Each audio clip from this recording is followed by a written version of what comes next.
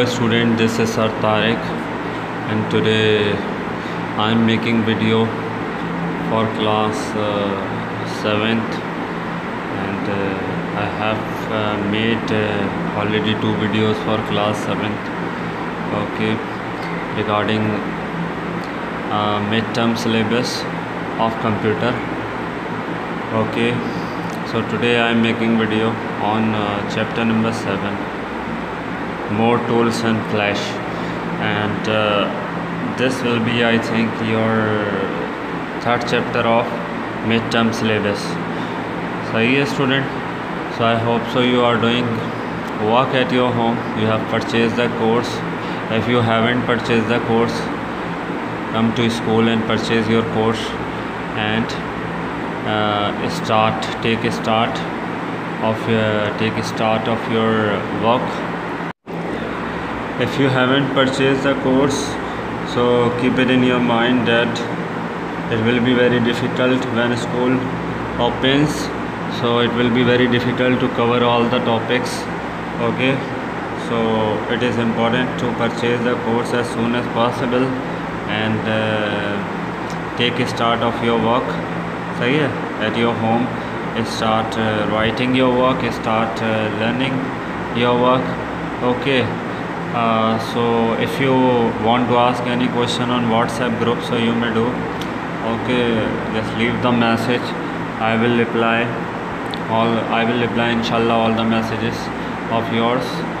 So student, this chapter is third chapter of your midterm syllabus. Okay, see the slides, pictures on your screen and now take a start student. यहाँ पे हमें start ले रहे हैं मोर tools in flash. अच्छा, आप flash के बारे में पहले पढ़ चुके हो, सही है. यही बताएंगे कि पेज नंबर 100 पे ना, open your book and see page number 100. तो यहाँ पे पहले पेज पे आ जाओ स्टूडेंट. यहाँ पे लिखा हुआ है सबसे पहले कि आप क्लास 6 में जो है फ्लैश पढ़ चुके हो, सही है. और उधर क्या क्या सीखा था आपने? एनिमेशन बनाई थी, जो मैं आपको रिमाइंड कराऊँ तो क्लाउड एनिमेशन आपने बनाई थी, किसी ऑब्जेक्ट को मूव कराना आपने वहाँ पे सीखा था क्लास 6 के अंदर जब फ्लैश पढ़ा था. तो उसमें आपने ये चीज़ सीखी थी और प्रैक्टिकल भी कराया था, सही है. मैंने तो यहाँ पे देख लो, सबसे पहले पेज नंबर 100 पे पेन टूल दिया हुआ.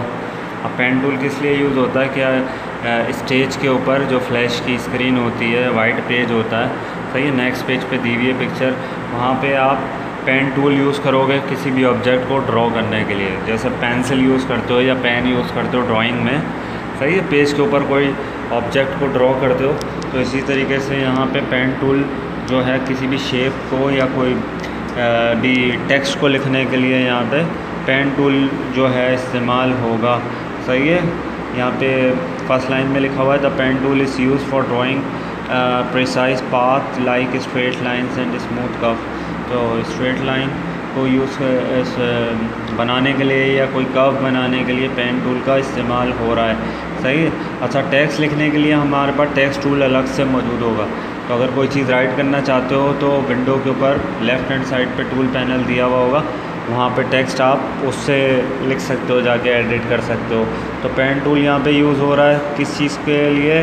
लाइन ड्रॉ करने के लिए या कर्व पाथ ड्रॉ करने के लिए, सही है. नेक्स्ट पेज पे देखोगे 101 पे तो समझ आ जाएगा कि पेन टूल का क्या यूज़ है, सही है. हम स्टार्ट ले रहे हैं पेन टूल से क्योंकि मोर टूल्स इन फ्लैश है. तो हमने फ्लैश तो थोड़ा ये है कि इंट्रोडक्शन वगैरह, और इंट्रोडक्शन तो हमने पढ़ा हुआ है फ्लैश का और सीखा हुआ है क्लास 6 के अंदर.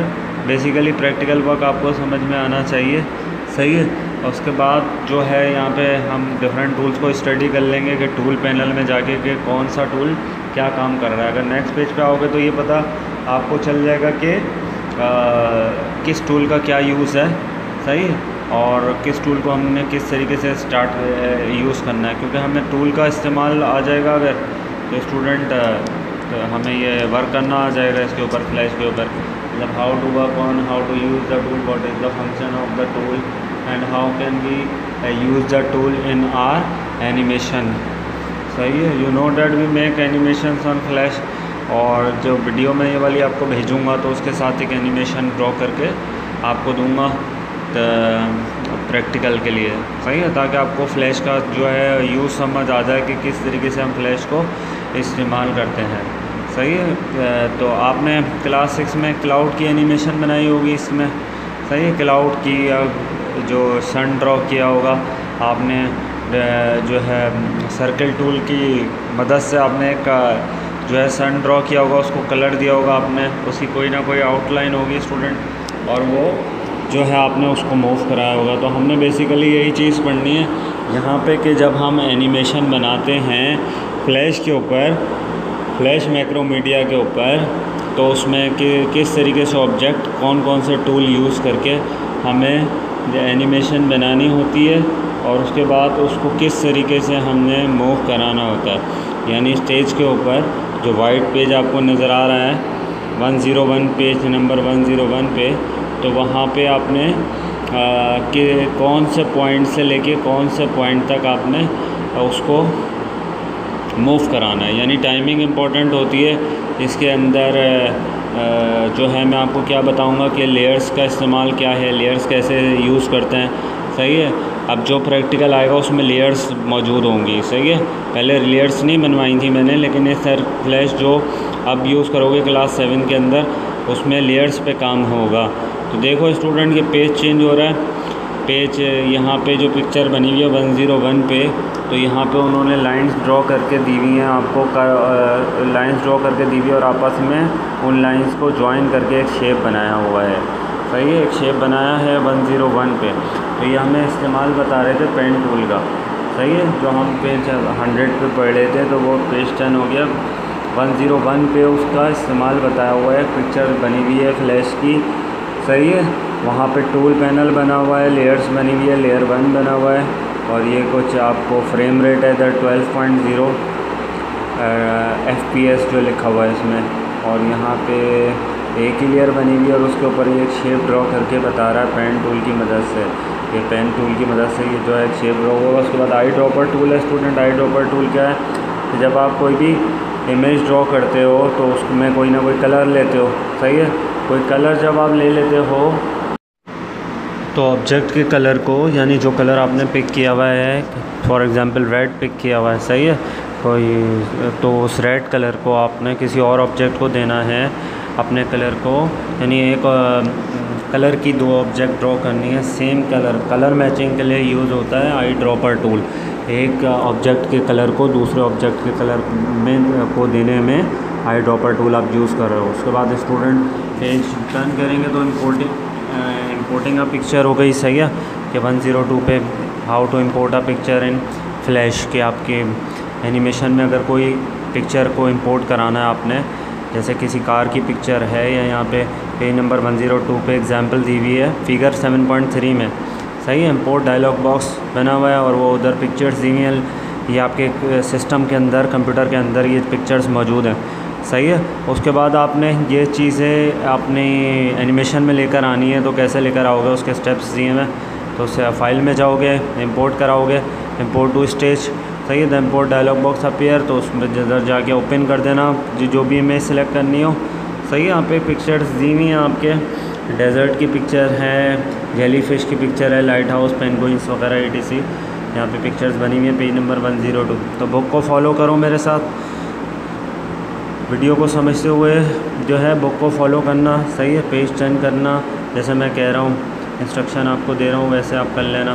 तो ये अगर कोई चीज़ हमारे कंप्यूटर में इमेज मौजूद है और वो हमें अपनी एनिमेशन में लानी है और उसको यूज़ करना है, उसको मूव कराना है, सही है। तो ये डिपेंड करता है क्या, किस नेचर पे आप क्या, कौन सी एनिमेशन आप बना रहे हो, उसकी नेचर क्या है, तो उसी से कंसर्न जो पिक्चर होंगी आपके सिस्टम में वो आप इंपोर्ट करा लोगे, सही है। स्टेप्स दिए हुए हैं, ज़्यादा मुश्किल नहीं है, स्टेप्स 3-4 स्टेप्स हैं। उसके बाद नीचे ही इसी पेज पे 102 पे फ्री ट्रांसफॉर्म टूल दिया हुआ है स्टूडेंट। अब ये फ्री ट्रांसफॉर्म टूल किस लिए यूज़ होता है स्टूडेंट? ऑब्जेक्ट को मूव कराने के लिए या रोटेट करने के लिए, सही है।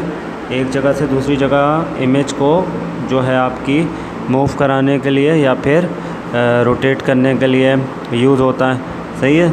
ऑब्जेक्ट को ये फ्री ट्रांसफॉर्म टूल, सही है, मूव कराने के लिए, रोटेट करने के लिए, और जो है छोटा बड़ा करने के लिए, स्केल एन ऑब्जेक्ट, सही है। स्केलिंग एन ऑब्जेक्ट का मतलब है कि छोटा बड़ा करना, अपने हिसाब से साइज़ रखना ऑब्जेक्ट का। पेज नंबर 102 और 103 पे यही इन्फॉर्मेशन आपके पास जो है ये गिवन है। सही है।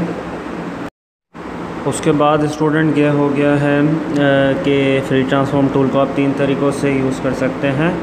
इसको मूव कराने के लिए, ऑब्जेक्ट को रोटेट कराने के लिए, और या फिर उसको स्केल करने के लिए। स्केल का मतलब है छोटा बड़ा करने के लिए साइज़ उसका। सही है। तो ये यहाँ पे ये टूल बहुत इम्पोर्टेंट है। सही है फ्लैश के अंदर। और कि जब मैं आपको ये प्रैक्टिकल करके बताऊँगा, इसके साथ वीडियो भेजूँगा प्रैक्टिकल की, तो उसमें ये टूल यूज़ करूँगा। उसमें आपने ये देखना है, ऑब्ज़र्व करना है कि सर फ्री ट्रांसफॉर्म टूल कैसे अप्लाई कर रहे हैं ऑब्जेक्ट के ऊपर, और उसको किसी भी ऑब्जेक्ट को कैसे छोटा बड़ा करते हैं, या फिर उसको एक जगह से दूसरी जगह मूव कैसे कराते हैं फ्री ट्रांसफॉर्म टूल अप्लाई करने के बाद किसी भी ऑब्जेक्ट को। तो ये आपकी ऑब्ज़र्वेशन अच्छी होनी चाहिए। सही है।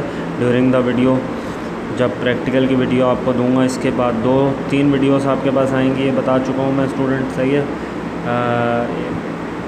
अच्छा, इस टॉपिक के ऊपर। उसके बाद स्टूडेंट पेज नंबर 103 पे ये लीनियर ग्रेडियंट और ग्रेडियंट ट्रांसफॉर्म टूल है। तो ये किस लिए यूज़ हो रहा है स्टूडेंट? आपके पास जब भी आपकी किसी भी ऑब्जेक्ट का कलर सेलेक्ट करते हो तो उसको डिफरेंट शेड दे देते हो। सही है। कि सेंटर पॉइंट में क्या शेड होना चाहिए, उसकी आउटलाइन में क्या शेप होना चाहिए। सही है। और जो है उसकी डिफरेंट ऑब्जेक्ट्स के डिफरेंट शेड आप रखना चाह रहे हो, या कलर थीम को चेंज करना चाह रहे हो, तो ये टूल यूज़ करोगे। सही है। कि आप डिफरेंट कलर्स है, यानी मिड का कलर यूज़ करना चाह रहे हो, ग्रीन और रेड का, तो आप ये वाला टूल यूज़ कर लेते हो। सही है। अपने कलर की जो भी ऑब्जेक्ट आपने ड्रॉ करी हुई होती हैं, डिफरेंट ऑब्जेक्ट्स ड्रॉ करी होती हैं, तो उनके डिफरेंट कलर्स होते हैं। सही है। तो आप यहाँ पे देख लो, एडजस्टमेंट कर लो कि कौन से ऑब्जेक्ट के कौन से हिस्से को आपने कौन सा कलर देना है या शेड देना है। तो वो यहाँ पे पेज नंबर 103 पे दिया हुआ है स्टूडेंट। सही है। तो ये मैं आपको समझाऊँगा। तो उसके अंदर प्रैक्टिकल के अंदर अगर मैं ये यूज़ करूँगा टूल, तो उसके बाद पेज टर्न करोगे स्टूडेंट, तो क्या चीज़ आ रही है आपके पास?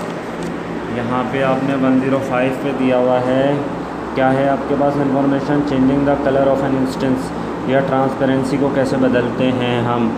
तो ट्रांसपेरेंसी क्या होती है स्टूडेंट? क्लास 6 में मैंने आपको एक एनिमेशन बनवाई थी छोटी सी, क्लाउड की और सन की। तो मैंने ये कहा था कि अगर सन जो है क्लाउड के पीछे आ जाएगा तो क्या हमें नज़र आएगा?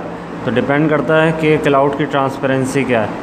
क्लाउड की ट्रांसपेरेंसी, ट्रांसपेरेंट का मतलब क्या होता है कि हम एक जगह, यानी गिलास है जैसे ट्रांसपेरेंट होता है, तो उसके हम एक जगह आर पार देख सकते हैं, यानी हमें उसके गिलास के थ्रू जो है हमें दूसरी जगह नज़र आ जाती है।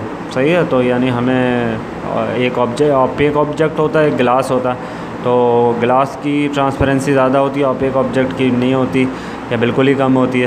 तो हमें जो एक जगह से दूसरी जगह नज़र नहीं आता उसके दूसरी तरफ क्या है, लेकिन गिलास के दूसरी तरफ हम देख सकते हैं, उसकी ट्रांसपेरेंसी ज़्यादा है। तो यही बात मैंने आपको समझाई थी कि आप क्लाउड की ट्रांसपेरेंसी को कम कर लें, अच्छा बढ़ा दें ट्रांसपेरेंसी को, तो वो हमें क्लियर हो जाएगा। सन पीछे जब क्लाउड के जाएगा तो वो हमें नज़र आएगा। तो यहाँ पर भी ऑब्जेक्ट दिया हुआ है स्टूडेंट, और ये बताया हुआ, पॉइंट किया हुआ है पेज नंबर 105 पे के हाउ टू चेंज या how to maximise the transparency of an object. तो यहाँ पर ट्रांसपेरेंसी का मतलब होता है उसको वो थोड़ा सा जो है हमें उसके पीछे अगर कोई ऑब्जेक्ट आएगा, क्योंकि लेयर्स पे काम होता है फ्लैश के अंदर, तो वो हमें ट्रांसपेरेंसी समझ आ जाएगी स्टूडेंट।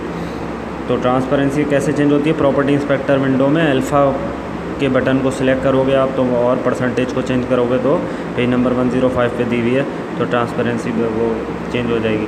उसके बाद स्टूडेंट यहाँ पे पेज नंबर 10 पेज टर्न करोगे तो कीप स्माइलिंग लिखा हुआ है। कीप स्माइलिंग का मतलब क्या है? इसका मतलब है स्टूडेंट आपने क्या करना है स्टूडेंट, यहाँ पे आपने टेक्स्ट एनिमेशन को पढ़ना है कि how to change the text into how to convert a text into a shape, या फिर किसी how to convert one text into another text. तो ये चीज़ आपने समझनी है। तो इसके साथ स्टूडेंट मैं आपको एक छोटे सा लिंक सेंड करूँगा, जो क्लास 6 के लिए वीडियो मैंने बनाई है, तो वो उसको देख लेना। सही है। क्लास 7 के लिए वीडियो बना रहा हूँ, लेकिन उसको क्लास 6 के लिए मैंने टेक्स्ट एनिमेशन की एक वीडियो बनाई है, तो उसको देख लेना हाउ तो उससे ये क्लियर हो जाएगा, अच्छे तरीके से समझ आ जाएगा आपको कि ये हम किसी भी टेक्स्ट को जो है किसी और टेक्स्ट में या शेप में कैसे चेंज करते हैं। सही है, तो ये चीज़ आपको जो converting text into basic shape है या टेक्स्ट एनिमेशन है, ये आपको उस ट्यूटोरियल से समझ आ जाएगी कि क्या करना है, आपने टेक्स्ट को किस तरीके से उसको यूज़ करना है, टेक्स्ट को फ्लैश के अंदर टेक्स्ट लिख के और उसको कैसे एनिमेट करते हैं, वो चीज़ आपको उस वीडियो से समझ आ जाएगी। तो मैंने क्लास 6 के लिए बनाई थी वो वीडियो, तो यहाँ पे आपको मैं सेंड कर दूँगा मैं, तो उसके साथ आपको ये चीज़ क्लियर हो जाएगी कि टेक्स्ट एनिमेशन कैसे बनाते हैं। इसके बाद जो है स्टूडेंट पेज नंबर 106 के ऊपर ये दिया हुआ है कि how to group an object. तो ग्रुप क्यों करते हैं हम ऑब्जेक्ट को और आउटलाइन को और अपने फिल को, यानी दो चीज़ें दी हुई हैं ऊपर पेज नंबर 106 के टॉप पे स्टार्स बने हुए हैं, उसकी आउटलाइन है और उनके अंदर का कलर है। तो उसको एक ऑब्जेक्ट बनाने के लिए हम फ्लैश के अंदर ग्रुपिंग करते हैं। सही है स्टूडेंट। उसके बाद पेज नंबर 107 पे प्रॉपर्टी इंस्पेक्टर विंडो दी हुई है टॉप पर ना, तो वो देख लो प्रॉपर्टी इंस्पेक्टर विंडो, जहाँ से मैंने ट्रांसपेरेंसी चेंज करी थी, पीछे बताया था वीडियो के अंदर। ट्रांसपेरेंसी यानी आप ऑब्जेक्ट की ट्रांसपेरेंसी को चेंज करते हैं, वही प्रॉपर्टी इंस्पेक्टर विंडो होती है। वहाँ से प्रॉपर्टीज़ डिफरेंट ऑब्जेक्ट्स की चेंज होती है, जैसे font size, font colour page number 107 पे है। सही है ना, टॉप पे फिगर 7.12। तो font size, font colour bold कर सकते हो, वहाँ पे जो भी टेक्स्ट लिखा है आपने उसको यहाँ से प्रॉपर्टी इंस्पेक्टर विंडो से जाके चेंज कर सकते हैं और अपने फ़ॉन्ट का स्टाइल चेंज कर सकते हैं। सही है, इटैलिक कर सकते हैं, टेक्स्ट ओरिएंटेशन वगैरह आप बदल सकते हो। सही है, अलाइनमेंट वगैरह चेंज कर सकते हो, टेक्स्ट की सेंटर अलाइन कर सकते हो। ये है पेज नंबर 107 पे changing text properties by using या विद द प्रॉपर्टी इंस्पेक्टर। उसके बाद स्टूडेंट ये बाकी जो टॉपिक इसके अंदर गिवन है वो ये है फन जो लिखा हुआ है, ये वही है आपके मॉडिफाई में जाके ब्रेक पार्ट, ये मैंने डिटेल में बताया हुआ है ट्यूटोरियल में। इसके लिए ये वीडियो मैं आपको सेंड कर दूंगा क्लास 6 की। सही है, क्लास 7 के ग्रुप में। ये क्लास 6 के लिए मैंने अभी रिसेंटली बनाई है, तो वो टॉपिक भी यही है फ्लैश, तो आपने भी पढ़ा हुआ है, तो आपको अच्छी तरीके से ये समझ आ जाएगा टेक्स्ट एनिमेशन कैसे बनाते हैं। इसके अलावा आपने जो क्लास 7 में सीखना है, सही है, जो आपका प्रैक्टिकल होगा वो भी मैं सेंड करूँगा इसी के साथ ही। तो ये तीनों वीडियोस आपने देखनी है, उसके बाद फिर काम करना है समझ के, अच्छे तरीके से सारे टूल को समझ के क्या कैसे इंपोर्ट करते हैं पिक्चर्स को, टूल्स का इस्तेमाल क्या है। सही है, फ्लैश के अंदर टूल्स को कैसे यूज़ करते हैं और इस जो है इसका क्या आउटपुट आता है, क्या रिज़ल्ट आता है, और वो चीज़ें देखना। मैं किन जो टूल मैं यूज़ करूँगा, सही है, पिक्चर के अंदर वो उन चीज़ों का यूज़ आपको आना चाहिए। सही है, जिन चीज़ों को इस्तेमाल नहीं करूँगा मैं उनसे बारे में I will not ask about that tool, but जो चीज़ें मैंने वीडियो के अंदर यूज़ करी हैं, जो टूल यूज़ किए हैं, उसके बारे में आप जो है मुझे बताओगे आके कि सर ये चीज़ आपने वीडियो में करी थी, हमें आ गई है करना। सही है। उसके बाद स्टूडेंट यहाँ पे आप देख लें, ट्रिकी टर्म्स देख लें। ट्रिकी टर्म्स में क्या है, सबसे पहले सिंबल है पेज नंबर 111 पे टॉप में सिंबल। तो सिंबल क्या है, एक ग्राफिक इमेज एनिमेशन और बटन है जो कि आप यूज़ करते हो अपनी फ्लैश मूवी में, यानी कोई चीज़ पिक्चर आपने इंपोर्ट करा ली, लाइब्रेरी में सेव कर ली है। सही है, F8 दबाओगे आप उस पर, उसको सेलेक्ट करके, सही है, एरो टूल से ऑब्जेक्ट को सेलेक्ट कर लोगे, उसके बाद F8 दबाओगे तो सिंबल में कन्वर्ट हो जाएगी, यानी परमानेंट पार्ट बन जाएगी फ्लैश का। उसके बाद आपने उसकी कॉपी बनानी है, जब उसमें एडिटिंग करते हो तो इंस्टेंस कहलाती है। सही है, और उसके अंदर एडिटिंग कर लोगे, उसका कलर वगैरह चेंज करना चाह रहे हो या उसमें तब्दीली करना चाह रहे हो, तो पहले उसकी इंस्टेंस बनाओगे सिंबल का, उसके बाद उसमें एडिटिंग करोगे। उसके बाद लाइब्रेरी क्या है, लाइब्रेरी एक ऐसी, library the place where symbols are stored in a flash movie. तो फ्लैश के अंदर एक ऐसी जगह जहाँ पे सिंबल्स मौजूद होते हैं, पिक्चर्स मौजूद होती हैं, या कोई साउंड की फ़ाइल है वो आपने इंपोर्ट कराई हुई है, तो फाइल में सेव करी हुई है, तो वो जगह क्या कहलाती है, लाइब्रेरी कहलाती है फ्लैश के अंदर ही। भैया, तो ये लाइब्रेरी में हम जो चीज़ सेव करते हैं हम बार बार फ्लैश में हम इस्तेमाल कर सकते हैं, यानी परमानेंट पार्ट बन जाती है। सिंबल कहलाती है स्टूडेंट परमानेंट पार्ट, कोई भी ऑब्जेक्ट जो हमने लाइब्रेरी में सेव किया हुआ है। सही है, उसके बाद आपने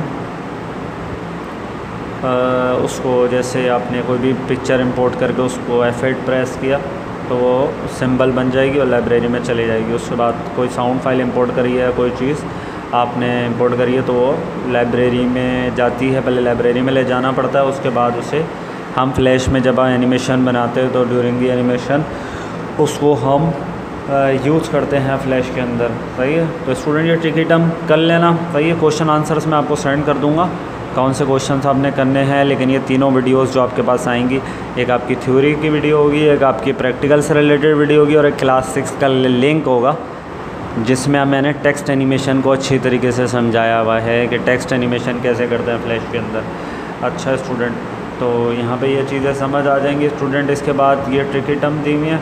ट्रिकी टर्म कितनी है? ट्रिकी टर्म सिर्फ 3 है इसके अंदर। उसके बाद मैंने यहाँ पे पिक्चर रखी हुई है मेमोरी बाइट की कि हमने इसके अंदर क्या पढ़ा, तो मेमोरी बाइट भी साथ ही दिया हुआ है। ट्रिकी टर्म के नीचे बिल्कुल दिया हुआ है पेज नंबर 111 पे, तो उसको रीड कर लेना कि क्या क्या चीज़ें हमने इसके अंदर पढ़ी। तो वही चीज़ें होंगी जो मैंने आपको समझाई हैं। सही है, पेन टूल है, आई ड्रॉपर टूल है, फ्री ट्रांसफॉर्म टूल समझा दिया, ग्रेडियंट टूल हम कलर स्कीम को चेंज करने के लिए यूज़ कर रहे हैं। और उसके बाद ये एक दो और पॉइंट्स जो लिखे हुए हैं इसके अंदर, ट्रांसपेरेंसी का लिखा हुआ है, बता दी ट्रांसपेरेंसी। उसके बाद you can add text flash movies, text add कर सकते हो, तो ये भी बता चुका हूँ। टेक्स्ट एनिमेशन के लिए मैं आपको वीडियो अलग से लिंक सेंड करूँगा क्लास 6 की वीडियो का। You can convert text into basic shape, ये भी वही चीज़ है। उसके बाद लास्ट पॉइंट जो मेमोरी बाइट में दिया हुआ है वो टाइमलाइन इफेक्ट का दिया हुआ है। You can add simple animation by using timeline effects.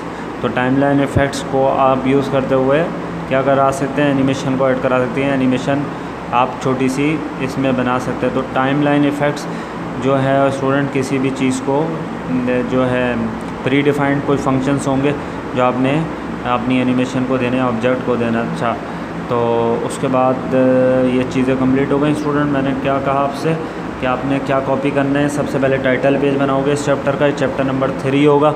उसके बाद क्या करना है, ग्लॉसरी टर्म्स कॉपी करनी है, यानी ट्रिकी टर्म्स पेज नंबर 11 पे जो 3 दी हुई हैं वो कॉपी करनी है। उसके बाद क्या करना है स्टूडेंट आपने, अच्छा मैं फिल इन द ब्लैंक्स आपको नहीं करा रहा हूँ या चूज़ द करेक्ट आंसर नहीं करा रहा हूँ, वो जब आप मेरे पास आओगे तो मैं एक साथ ही सारे चैप्टर के कराऊँगा। अभी आपने सिर्फ कॉपी में काम करना और काम सही होना चाहिए, एरर्स नहीं होने चाहिए, वरना क्या हो जाएगा, कैंसिल हो जाएगा, दोबारा से करना होगा काम आपने। सही है, अगर गलत काम करोगे, अगर कोई चीज़ नहीं समझ आती तो व्हाट्सएप ग्रुप के ऊपर मुझसे पूछ लो।